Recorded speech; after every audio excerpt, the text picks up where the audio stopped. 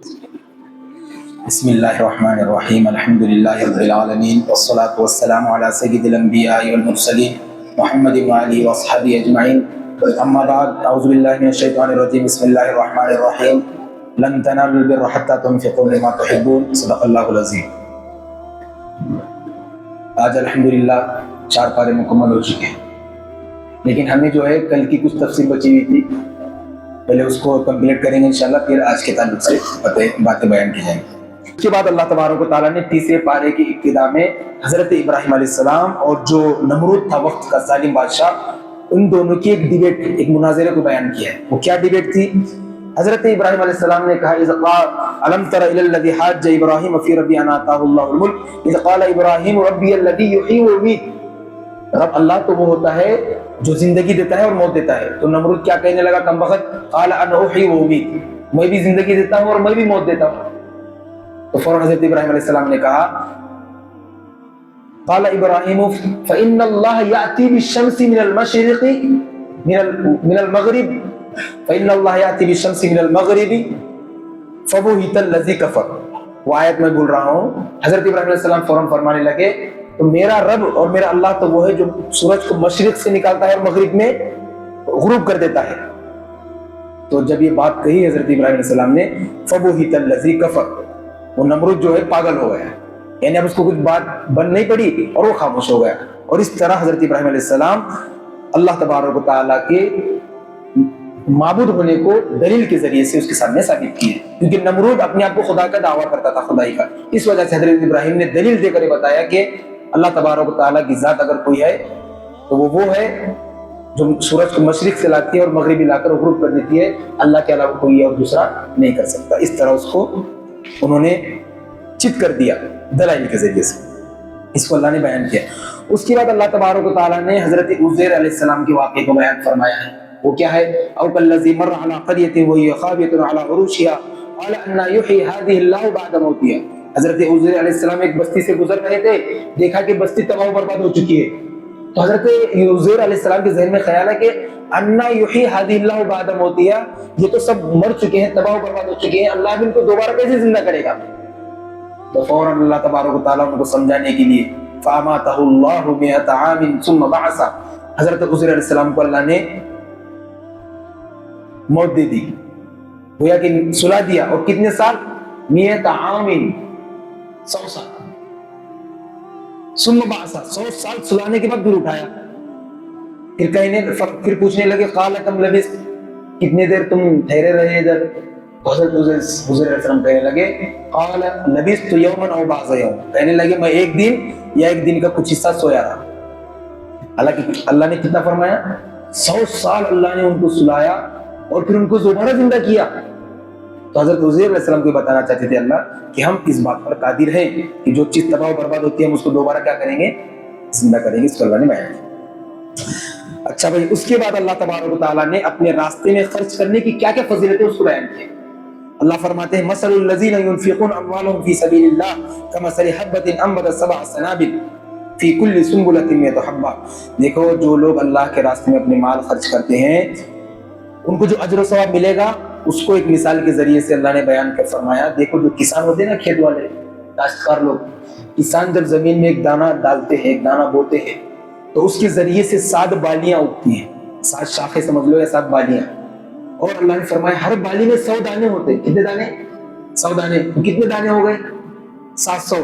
تو اللہ رب العزت فرماتے ہیں یہی حال اس شخص کا بھی ہے جو اللہ کے راستے میں 1 روپیہ خرچ کرتا ہے تو اللہ تعالیٰ اس کو کتنے دیتے ہیں؟ 700 گنا بڑھا کر دیتے ہیں۔ بلکہ اللہ نے آگے اور فرمایا واللہ یضاعف لمن یشاء، اور اللہ جتنا چاہے اور بڑھا کر بھی دے سکتے ہیں، اللہ کے یہاں کوئی حد نہیں ہے۔ اس کو اللہ نے اس آیت میں بیان فرمایا۔ اس کے بعد تیسرے پارے میں اللہ نے ایک سورہ نازل فرمائی ہے، سورہ آل عمران۔ بیٹھیے 10 منٹ، ٹھیک ہے؟ سورہ آل عمران۔ اب سوال یہ ہے کہ اس سورت کو سورہ آل عمران کیوں بولتے ہیں؟ آل کہتے ہیں اولاد کو، اور عمران ایک شخص ہے۔ چونکہ حضرت عمران کی اولاد کا اس سورت میں تذکرہ کیا گیا ہے، اس وجہ سے اس سورت کا نام سورہ آل عمران رکھا گیا ہے۔ ٹھیک ہے عمران بھائی؟ اس وجہ سے اب اس میں بطور خاص 3 بڑے بڑے اہم واقعات کو اللہ نے بیان کیا۔ سب سے پہلا واقعہ کیا ہے؟ سب سے پہلا واقعہ حضرت مریم علیہ السلام کی جو امی تھی اس کا اللہ نے تذکرہ کیا۔ اذ قالت امرأة عمران رب انی نذرت لک ما فی بطنی محررا فتقبل منی۔ حضرت مریم علیہ السلام کی جو والدہ تھی حضرت حنا، کیا نام تھا ان کا؟ انہوں نے نظر مانی، منت مانی کہ اللہ اگر میرے پیٹ میں جو ہے حمل سے تھی وہ، اگر بیٹا اور لڑکا پیدا ہوا تو میں تیرے دین کی خدمت کے لیے وقف کروں، ٹھیک ہے۔ فلما وضعتها قالت رب انی وضعتها انثى، لیکن جب ان کی ڈیلیوری ہو گئی تو انہوں نے تو لڑکی کو جنا، کیا پیدا ہوئی؟ لڑکی پیدا ہوئی۔ تو کہنے لگی، اب ان کو شبہ ہوا، ایک فکر ہونے لگی کہ میں دین کے لیے اگر بیٹا ہوتا تو پیش کرتی خدمت کے لیے، کیونکہ نظر مانا تھا انہوں نے۔ اب بیٹی ہوئی تو وہ سوچنے لگی کہ اب بیٹی کیا کرے گی، لڑکی ہے ظاہر سی بات ہے کیا کرے گی۔ تو اللہ تعالیٰ نے بڑا پیارا جواب دیا اور ارشاد فرمایا وَلَيْسَ الذَّكَرُ كَالْأُنثَىٰ، کیا فرمایا اللہ نے؟ وَلَيْسَ الذَّكَرُ كَالْأُنثَىٰ، کہ جو بیٹا تم نے مانگا تھا وہ اس بیٹی کی طرح نہیں ہے جو ہم نے تم کو دیا ہے، یعنی اس کی ایک الگ شان ہے، ایک الگ خصوصیت ہے۔ اور بیٹی کون تھی بھائی؟ بولو، حضرت مریم علیہ السلام۔ تو بس اوقات کیا ہوتا ہے دینی معاملات میں بیٹیاں بیٹوں سے آگے بڑھ جاتے ہیں، بولتے ہیں نا ہماری چھوریاں چھوروں سے کم نہیں ہے، وہ ایسا معاملہ ہے۔ تو بیٹیوں کو حقیر نہ سمجھے، بیٹیوں کو کمتر نہ سمجھے، کیونکہ بیٹیاں اللہ کی رحمت ہوتی ہیں۔ اس لیے ابھی کیا ہوتا ہے، لوگ بیٹی کی پیدائش ہو گئی تو دل چھوٹا کرتے ہیں، بیٹیاں بس اوقات جو ہے وہ کام کر کے دکھلاتی ہیں جو بیٹے بھی نہیں کرتے۔ تو اس ایک واقعے کو اللہ نے بیان کیا ہے۔ اس کے بعد اللہ نے دوسرا جو واقعہ ذکر کیا ہے وہ بڑا اہم ہے، حضرت زکریا علیہ السلام کا واقعہ ہے۔ وہ کیا ہے؟ ہنالک دعا زکریا ربہ قال رب هب لي من لدنك ذریۃ طیبہ۔ مریم علیہ السلام کی پیدائش ہوئی، اب ان کو سنبھالنے کی جو ذمہ داری آئی تھی وہ بڑا تفصیلی واقعہ ہے، میں مختصر بتا رہا ہوں۔ حضرت زکریا کے پاس ان کی ذمہ داری آئی ان کو سنبھالنے کی، دیکھ ریکھ کی۔ اور زکریا علیہ السلام ان کے رشتے میں خالو لگتے تھے، کیا لگتے تھے؟ خالو۔ تو حضرت زکریا علیہ السلام آئے ان کے پاس ایک مرتبہ، یہ بیٹھی ہوئی تھی، تو دیکھا کہ ان کے پاس ایسے پھل ہیں جس کا موسم نہیں تھا۔ تو حضرت زکریا علیہ السلام نے پوچھا قال یا مریم انا لکی ھذا، اے مریم یہ پھل کہاں سے آئے، اس کا تو موسم نہیں ہے۔ اور ایگزامپل ٹھنڈی کا موسم ہوگا وہ اور وہاں کو دکھے آم، جبکہ آم گرمی میں آتے ہیں، تو فرمانے لگے کہ مریم یہ کہاں سے آئے؟ قالت انا لکی ھذا قالت هو من عند اللہ، مریم علیہ السلام کہنے لگی یہ اللہ کی جانب سے آئی، اللہ نے میرے لیے انتظام کیا ہے۔ اور یہ حضرت مریم کی کرامت تھی، کیا تھی؟ کرامت۔ اب اتفاق سے ایسا تھا کہ حضرت زکریا علیہ السلام کو ابھی اولاد نہیں ہوئی، جبکہ حضرت زکریا بوڑھے ہو چکے تھے۔ تو جب حضرت مریم کے پاس انہوں نے بغیر موسم کے پھلوں کو دیکھا تو ان کی دل میں ایک امید جاگی اور اللہ سے دعا مانگنے لگے، اے اللہ جب تو مریم کو بغیر موسم کے پھل دے سکتا ہے تو اب میرا بھی اولاد کا موسم جا چکا ہے، کیونکہ اب میں بوڑھا ہو چکا ہوں، اب میرا بھی موسم ختم ہو چکا ہے۔ جب تو مریم کو بغیر موسم کے پھل دے سکتا ہے تو میرا بھی موسم جا چکا ہے، میری بیوی بھی بوڑھی ہو چکی ہے، بات ہو چکی ہے، اب تو بھی مجھے اولاد دے۔ چنانچہ دعا مانگی، ہنالک دعا زکریا ربہ قال رب هب لي من لدنك ذریۃ طیبہ انک سمیع الدعاء۔ اللہ نے خوشخبری سنائی بیٹے کی، فنادته الملائکہ وهو قائم يصلي في المحراب ان اللہ یبشرک بیحییٰ۔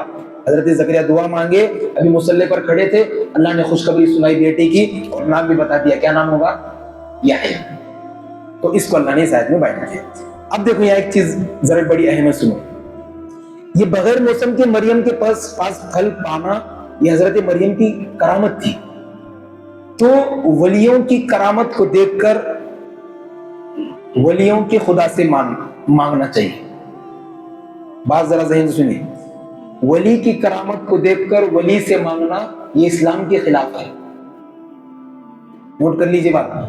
ولی کی کرامت کو دیکھ کر ولی سے مانگنا یہ اسلام کے خلاف ہے، اور ولی کی کرامت دیکھ کر ولی کے خدا سے مانگنا یہ عین اسلام ہے، جیسا کہ حضرت زکریا علیہ السلام نے کیا۔ تو اس کو اللہ نے ساتھ میں فرمایا۔ پھر تیسرا اہم واقعہ اس میں بیان کیا ہے حضرت عیسیٰ علیہ السلام کی پیدائش۔ قالت رب انا یکن لی ولد ولم یمسسنی بشر، جب فرشتے آئے مریم علیہ السلام کہنے لگے کہ اب تمہیں اولاد ہونے والی ہے اور پھونک ماری اور وہ حمل پھر ہونے لگا، تو حضرت مریم کہنے لگی کہ یار کیسے ہوگا، انا یکن لی ولد، مجھے بچہ کیسے ہوگا، ولم یمسسنی بشر، جبکہ مجھے کسی آدمی نے تو چھوا بھی نہیں۔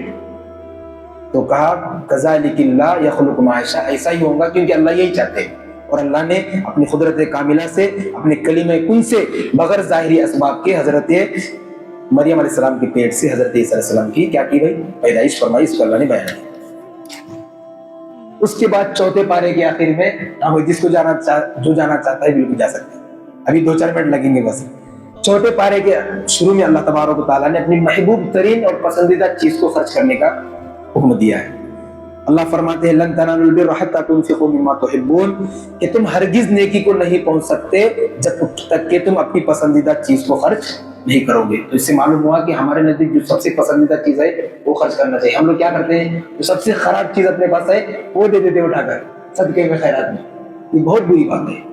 اس لیے جو ہمیں پسند ہے وہ اللہ کے راستے میں دینا چاہیے۔ اس کے بعد اللہ تبارک و تعالیٰ نے حج کی فرضیت کو بیان کیا، وَلِلَّهِ عَلَى النَّاسِ حِجُّ الْبَيْتِ مَنِ اسْتَطَاعَ إِلَيْهِ سَبِيلًا، اور اللہ نے ان لوگوں پر حج کو فرض کیا جو اس کی طاقت رکھتے ہیں۔ کیا ہے طاقت سے مراد؟ یعنی آپ کے پاس اتنا پیسہ ہے کہ آپ حج کو جا سکتے ہو، پورا سفر کا خرچہ برداشت کر سکتے ہو، اور جتنے دن وہاں رہنا ہے اتنے دنوں کا گھر والوں کو خرچہ دے کے جا سکتے ہو، اور وہاں جانے کے بعد کسی سے مانگنے کی نوبت آپ کو نہیں آنی چاہیے۔ تو ایسی کنڈیشن میں آپ پر حج فرض ہو گیا، آپ حج کرنا چاہیے، اور نہ ایسا نہیں کہ بھائی آپ کے پاس سفر کے پیسے ہیں اور آپ گئے حج کو نکل کے اور بیوی بچے بھی بھوکے مر رہے ہیں اور وہاں جا کر بھی آپ مانگ مانگ کر جو ہے خرچہ پانی چلا رہے ہیں، تو ایسے کنڈیشن میں بھی حج فرض نہیں ہے۔ جب ایسی صورتحال ہے فرض ہونے کی تبھی حج کو جاننا چاہیے، ٹھیک ہے بھائی، اس کو اللہ نے بیان کیا ہے۔ اس کے بعد اللہ تعالیٰ نے بے شمار منافقین کا تذکرہ کیا ہے، غزوات کا تذکرہ کیا ہے۔ اس کے بعد اللہ تبارک و تعالیٰ نے ایک سورت نازل فرمائی ہے سورۃ النساء کے نام سے۔ کون سی سورت؟ نساء عربی میں کس کو کہتے ہیں؟ سعودی ریٹرن۔ کل میں نے پوچھا سعودی ریٹرن کوئی ہے کہ کل نہیں تھا، آج ہے ماشاءاللہ۔ نساء کس کو بولتے ہیں؟ عورتوں کو۔ دیکھو اللہ تبارک و تعالیٰ نے پورے قرآن میں کہیں سورۃ الرجال کے نام سے سورت نہیں لائی، رجال کہتے ہیں مردوں کو، بلکہ اللہ نے سورۃ النساء کے نام سے سورت بتائی ہے، بیان فرمائی ہے۔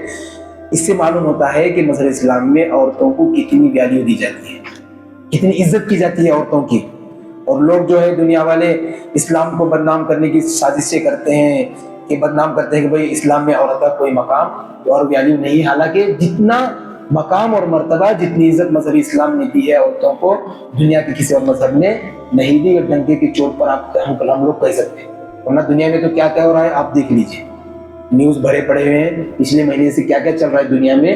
وہ لوگ جو ہمیں عورتوں کے حقوق کا سبق دیتے ہیں، وہ لوگ عورتوں کے ساتھ کیا کر رہے ہیں آپ سرچ کر کے دیکھ سکتے ہیں، ٹھیک ہے بھائی۔ تو معلوم ہوا کہ مذہب اسلام نے عورتوں کو بہت حقوق دیے۔ اب اس کے بعد دیکھو ایک اہم بات، تعدد ازواج کے تعلق سے اللہ نے بیان کیا ہے۔ اللہ فرماتے ہیں فَانكِحُوا مَا طَابَ لَكُم مِّنَ النِّسَاءِ مَثْنَىٰ وَثُلَاثَ وَرُبَاعَ، بھائی تم کو جو عورتیں پسند آتی ہیں تو تم ان سے کیا کرو، نکاح کرو۔ کتنے؟ مثنا و ثلاث و رباع، 2 2 3 3 4 4، ٹھیک ہے۔ اب اس کی تفسیر بھی سن کے خوش مت ہو جائے یار 2 2 3 3 4 4 شادی کرنی۔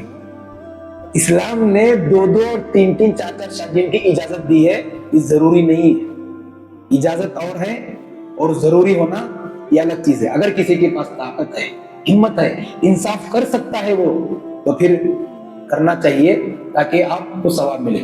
اور اگر دوسری شادی کر رہا ہے اور پہلے کو لٹکا کے رکھ رہا ہے، اس کے بعد جا بھی نہیں رہا، ایک ہفتہ گزر رہا ہے اور دوسری کے ساتھ ہی مزے مار رہا ہے اور زندگی گزار رہا ہے فل، تو پھر مذہب اسلام جتنا دوسری عورت کی شادی کرنے پر ثواب ہے انصاف کرنے کے ساتھ، اتنا اس سے بڑا گناہ ہے اگر وہ انصاف نہیں کرتا 2 اور 3 اور 4 شادیاں کرے۔ تو اس لیے اللہ نے فرمایا فَإِنْ خِفْتُمْ، آگے فرمایا 2 2 3 3 4 4 کرو۔ فَإِنْ خِفْتُمْ، اگر تمہیں ڈر ہے تم عدل و انصاف نہیں کر پاؤ گے، اللہ تعدلوا، تو بھائی ایک ہی رہو اور خوشی کے ساتھ زندگی گزارو، اس کے اللہ نے بیان فرمایا ہے۔ اور چوتھے پارے کے آخر میں اللہ تعالیٰ نے ان رشتہ داریوں کو بیان کیا ہے جن سے نکاح ہمیشہ کے لیے حرام ہوتا ہے۔ وہ کون سے ہیں؟ حرمت علیکم امہاتکم وبناتکم واخواتکم، 3 قسم کے لوگ ہیں، 3 قسم کی عورتیں جن سے نکاح ہمیشہ کے لیے حرام ہوتا ہے۔ نمبر 1 نسبی رشتہ، یعنی خونی رشتہ، جیسے ماں ہے اپنی بیٹیاں ہیں اور اپنی سگی بہنیں ہیں، تو یہ نسبی رشتہ ہوتے ہیں. اس سے کیا ہوتا ہے, ایسی عورتوں سے نکاح ہمیشہ کے لیے حرام ہے, آپ نکاح نہیں کر سکتے. اور دوسرا رشتہ وہ عورتیں جن سے نکاح حرام ہے, رضاعت کا رشتہ, یعنی جس کا آپ نے دودھ پیا جس عورت کا ماں کے علاوہ, تو اس عورت کی بیٹیاں, وہ خود عورت آپ کی ماں, اس کی بیٹیاں آپ کی بہنیں بن جائیں گی. تو ان عورتوں سے بھی نکاح ہمیشہ کے لیے کیا ہے بھائی, حرام. اور تیسرا رشتہ مساہرت کا ہے. مساہرت مطلب سسرالی رشتہ, جن کی شادیاں ہوئی ہیں یہ وہی سمجھ سکتے ہیں, یعنی مساہرت کہتے ہیں سسرالی رشتہ. سسرالی رشتے کی وجہ سے جو بھی رشتے جڑتے ہیں, تو اس میں بھی جیسے خاص طور سے اپنی بیوی کی جو ماں ہوتی ہے یعنی اپنی ساس, تو یہ بھی چونکہ ماں کے درجے میں ہے, تو اس سے بھی ہمیشہ کے لیے نکاح حرام ہوتا ہے. اس کے علاوہ جتنی بھی عورتیں ہیں ان سے نکاح کیا ہے, جائز ہے. جو حرام ہے اس کو اللہ نے بیان کیا, اور ان کے علاوہ جو ہے جو غیر محرم ہیں ان سے نکاح ہم لوگ کر سکتے ہیں, اس کو اللہ نے بیان کیا. سمجھے بھائی؟ اللہ تبارک و تعالی ہمیں عمل کرنے کی توفیق عطا فرمائے. وما علینا الا البلاغ.